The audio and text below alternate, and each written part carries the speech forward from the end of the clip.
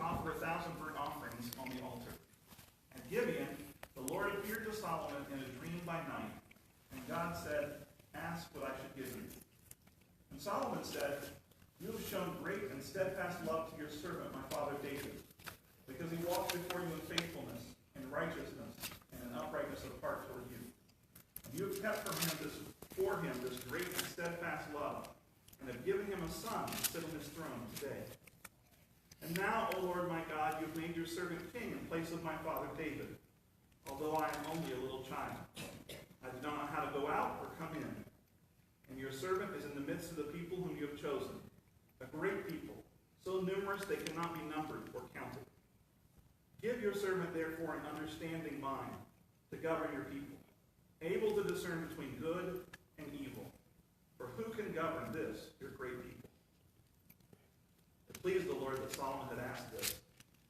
God said to him, "Because you've asked this, and have not asked for yourself long life or riches, or for the life of your enemies, but have asked for yourself understanding to discern what is right, I now do according to your word. Indeed, I give you a wise and discerning mind. No one like you has been before you, and no one like you shall arise after you. I give you also what you have not asked, both riches and honor all your life.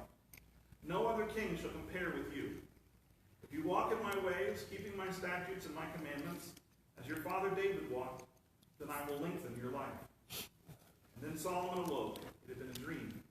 And he came to Jerusalem, where he stood before the ark of the covenant of the Lord. And he offered up burnt offerings and offerings of well-being, and provided a feast for all of his servants. May God bless the reading in God's holy word.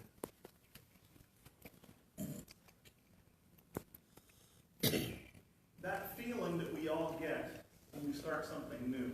You remember that feeling? Maybe you've had it even recently. You get into a new position, a new responsibility in life, first time being a parent, first time having a grandchild, whatever it is, you're going through that first initial stuff, and you think, I'm not really ready for this. I'm not sure. You know, every time I got a job, I would think, I know how to do that job. I can do that one. And I would be all excited about it. And I get there and I'd start to work, and I would realize in a couple of days, no, I don't.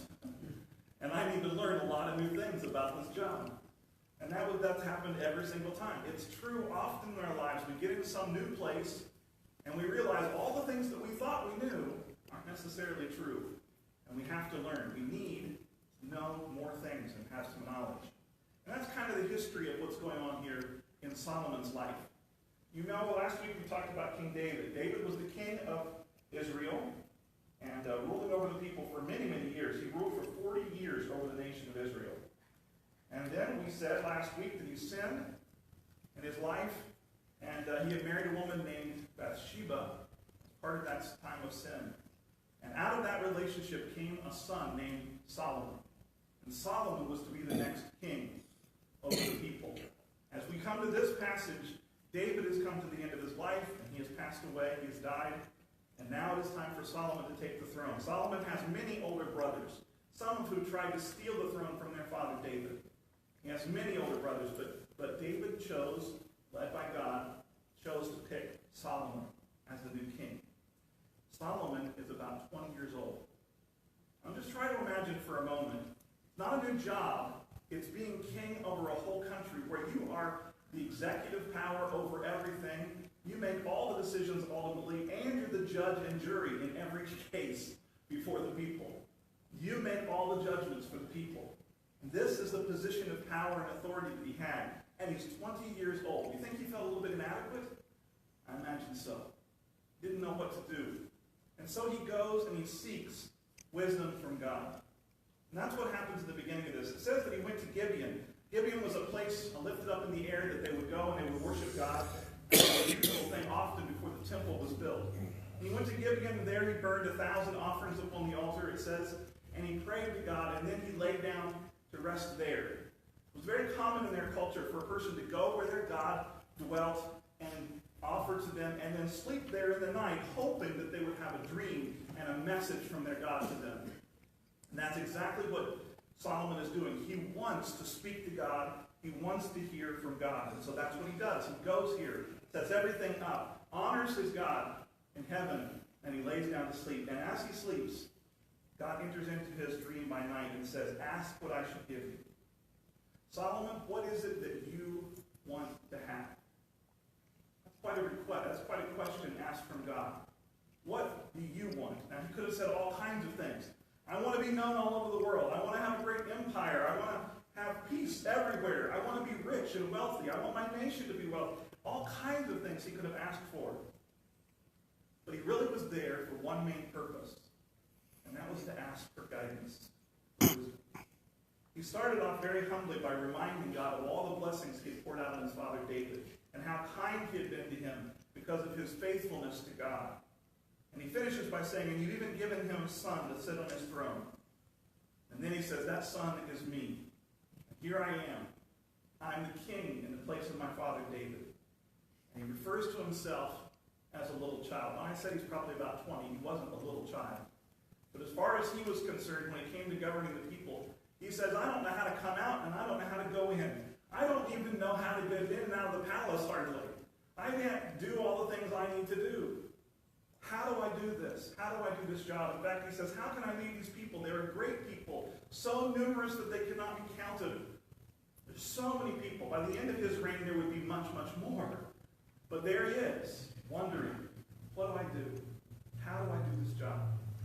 And he feels like it's an impossible task. And so after he expresses all of that to God, he says these words, give your servant, therefore, an understanding mind to govern your people, able to discern between good and evil, for who can govern this, your great people? He has this one main request divided into two statements. Give me an understanding mind. That's an excellent translation of the phrase. The actual words are, give me a hearing heart. Give me a heart that actually listens. Listens to people, listens to my God. And I might hear the voice, your voice, to lead the people, and I might hear the truth about what they're saying to me. Give me a heart that hears and understands what's being told to me. A mind that is clear. And give me the ability to discern or distinguish between good and evil. Help me to know what is right and what is wrong. And those court cases that would come before him, and the decisions he had to make as king, and battle decisions and other things, he needed to know what was right and what was wrong. He needed to be able to do that to govern his people. God, I want wisdom. That's really what he's asking for. I want wisdom. That I might make the right decisions. Well, God, in his grace, answers his request, doesn't he? In fact, God was very pleased that that's what Solomon asked for. He says, you've asked this. You haven't asked for long life. You haven't asked for wealth or riches. You didn't even ask me to kill your enemies off so that you would have freedom to have power. You asked, you would have discernment, wisdom. God is very pleased, and so he says, I will do exactly what you're asking. God grants his request. And in fact, he says, nobody before you and no one after you shall come along that is smarter than you are, that is more wise than you are. Wisdom is an interesting word. We use it in our culture almost the same as smarts or intelligence or knowledge, but they're not the same. The ability to understand information is intelligence or smarts, as we might call it. Knowledge is the information that we all gain, and there's a lot of knowledge out there, isn't there? There's a lot of information in this world. Wisdom is using the knowledge we have in the proper way. Wisdom is taking all that information and all that knowledge and understanding and using it in a way that is good for everyone else and for yourself. Wisdom is knowing how to use all the things that are placed before us by God's grace. He's saying, I want you to have wisdom and use knowledge correctly. We know, according to the Scripture, most of the Proverbs that were collected together and even written were put together by Solomon.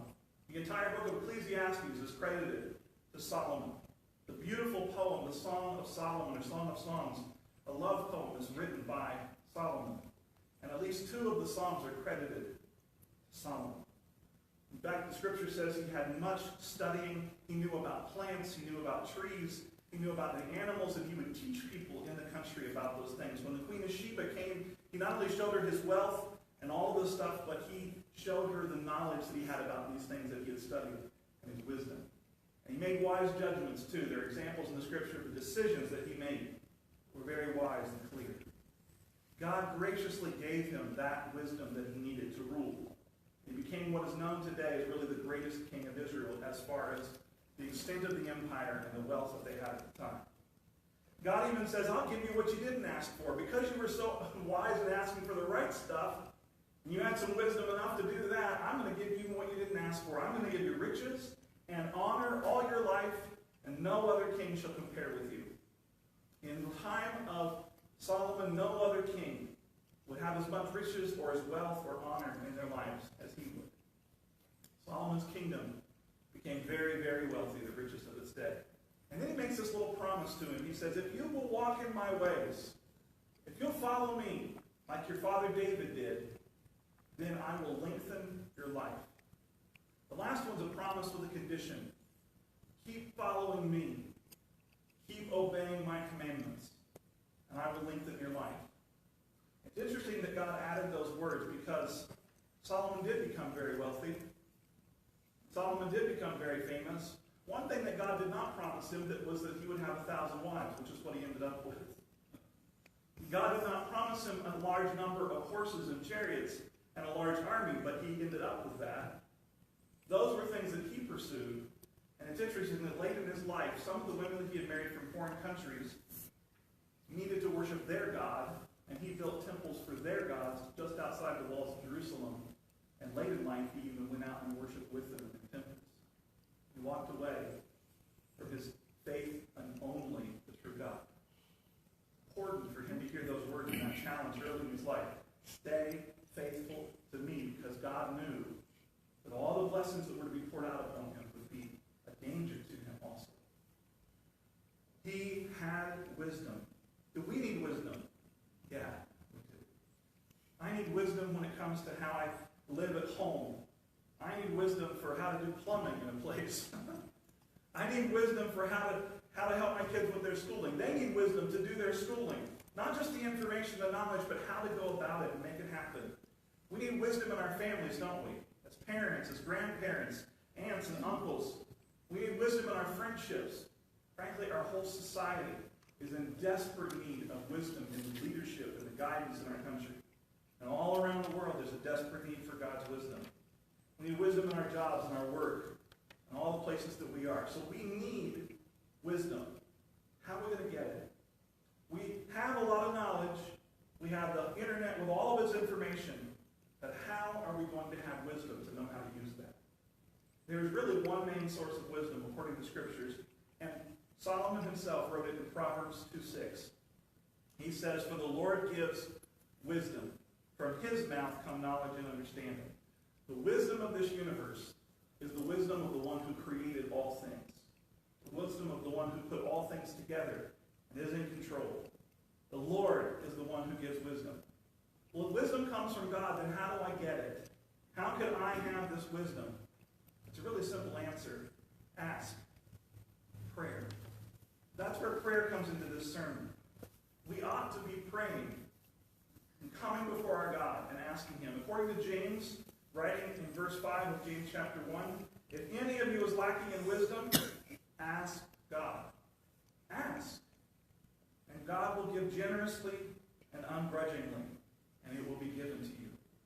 Generously and ungrudgingly. You ever been in a position at work or at home, and you know you don't know how to do something, but you're afraid to ask the person that does know because you'll look foolish because you don't know? Don't do that with God. When you need wisdom, he doesn't care if you come to him on your knees and ask a question that you think is stupid. He wants to know, and he can answer, and he can help you with that. He wants to hear your prayer. He wants to guide and direct you. Just ask for wisdom. Read his scripture. Let him teach you from his word. If any of us lack wisdom, ask, and he will give it generously and ungrudgingly. How do we start? Where do we begin? I want to quote some words from Solomon. Again, Proverbs chapter 9, verse 10. The fear of the Lord is the beginning of wisdom. The fear of the Lord is the beginning of wisdom. You want to start having wisdom in your life and guidance and God's guidance in your life, then you have to fear the Lord. And as I said with the kids, it's not about being terrified. It's about realizing that he has all the information. He is in control of all things. I can bow before him and honor him. And that leads to bowing before him in prayer for wisdom in this life. He knows all things. He knows the decisions you need to make. He knows the information that you need and how to go about what you need to do. The fear of the Lord is the beginning of wisdom. Start honoring him and lifting him up and looking to him in your life. And that will lead you towards wisdom. But then he says something else. Solomon says it's not just the beginning, it's the end. It's kind of the goal. Ecclesiastes chapter 12, verse 13, is at the end of a very long book written by Solomon of how nothing in this world is satisfactory. Nothing in this world works the way it's supposed to. Nothing is good about this world. And then he gets to the very end, and he says, now all has been heard. Here's the conclusion of the matter. Fear God and keep his commandments, for this is the whole duty of man. Fear God. At the end of the day, what matters is that we have a relationship with our God, and we're in a close relationship with him and obeying him. And he is guiding us through. From the beginning, fear the Lord. You begin to have wisdom. To the very end, keep fearing the Lord and let him guide you in direction to the end he has. I don't know about you, but I need a lot of wisdom. So therefore, I need a lot of prayer. I need to pray a lot. And you need to pray for me and for each other a lot. Because we need wisdom. May I say, as a church family, we need wisdom right now to know how to go forward and how to continue to be and to grow. And we need to pray to God for that wisdom and guidance each and every day. Let's take a moment of silent reflection.